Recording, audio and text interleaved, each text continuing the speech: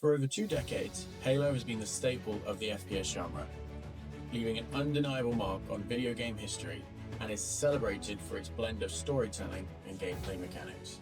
Now personally, I've been a Halo fan since day one, and for the last few years I've wanted to build my very own 3D game, which brings us to the question of this video.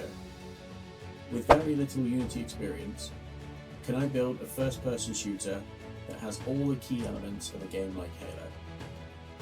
We'll answer that question later in the video, but let me tell you, it didn't go to plan. Now, as I like to do with most of my projects, I broke this down into smaller features. So let's take a look at what we need to include within our game. Firstly, we need a game world. A game world is a fundamental basis for the game, the environment which the player moves around in, including the overall look and feel of the world around them. Then we need weapons, but not just one, multiple weapons that the player can pick up and switch between. An important aspect of any game is the enemy faction. Ideally, we want to include different grades of enemies that keeps the combat interesting. Now Halo is renowned for its vehicle gameplay, so let's include that too. And finally, we need a heads-up display that shows the player critical real-time game information such as health, ammo, and objectives. With those fundamental features in place, we can then look at building the story and creating objectives for the player to fulfill in order to complete the game. And to top it all off, we need to add music and sound effects to make the game feel more immersive. And with that said, let's get started. The most important part of any game is the movement. So before I started implementing anything else, I needed to have a character that could look and move around the environment. So the first thing I did was get that working. My first attempt was not so great, but eventually I had a playable character that could move with the keyboard and look around with the mouse. With this now in place, I moved on to building a basic environment that I could use to start testing new features in. I had to play with Unity's built-in terrain tool, which worked great. However, it left me with some big empty spaces, so to make the scene more interesting, I wanted to include some environmental 3D assets. Initially, I started borrowing some assets from the Unity Asset Store, but figured if I wanted the full game dev experience, I should really make some assets of my own, which led me to Blender. Blender is a commonly used open source tool that is used to model 3D assets and is commonly paired with Unity. Now, I had no experience with Blender, so I started YouTubing tutorials and came across one for a log cabin, which led me to develop my first 3D asset for my game, a log cabin. The link to the tutorial video that I used will be in the description below. And after creating my cabin, I felt less guilty about using assets from the store, so I looked for a few more and started putting together a basic test scene.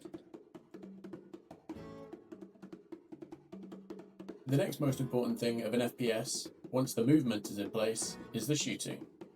My character could run around, but that was just about it. With my newfound Blender skills, I moved on to modelling some weapons. The first weapon was a pistol, a simple sidearm that is a staple of just about any FPS game, and to accompany that was an SMG. Whilst I was on a roll with 3D modelling, I created a bullet model that the weapons would fire. Side note here, this is where things went a little wrong. I wasn't 100% happy with the movement mechanics implemented previously, due to the overall frame rate appearing laggy and jittery, so I decided to try and fix this. In doing so, I managed to corrupt my entire Unity project and had to create a new one from scratch. In case this happened again, for any reason, I didn't want to spend too much time recreating the test environment, so I left it much simpler. It's just an empty plane with 3 cabins. So, I imported my pistol, my SMG, wait, that doesn't look right.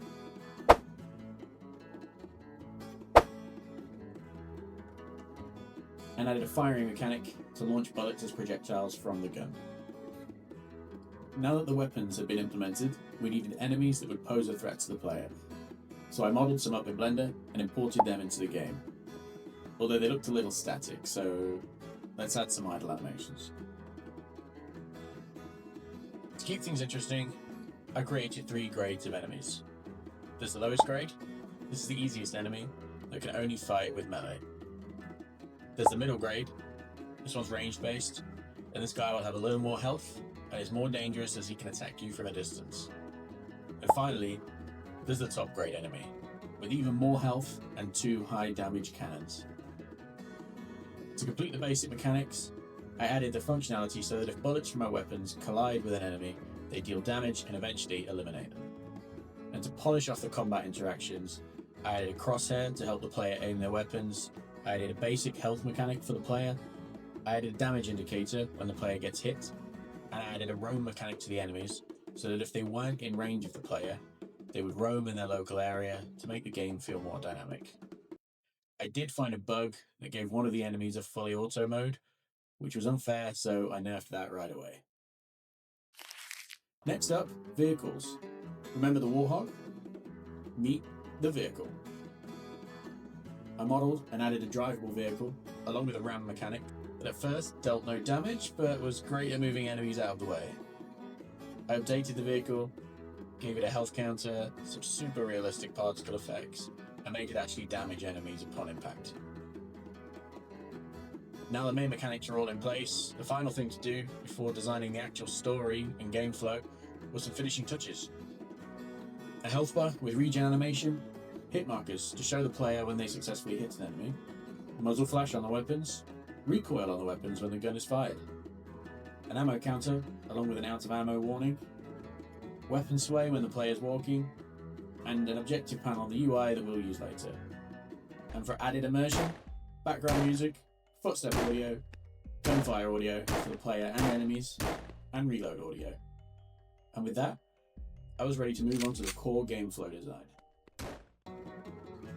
I spent some time using the assets I created, along with assets from the Unity Asset Store, crafting an environment for the player to play through. I used the Unity terrain system to build the landscape, and prepared a number of objectives for the player to progress through to complete the game.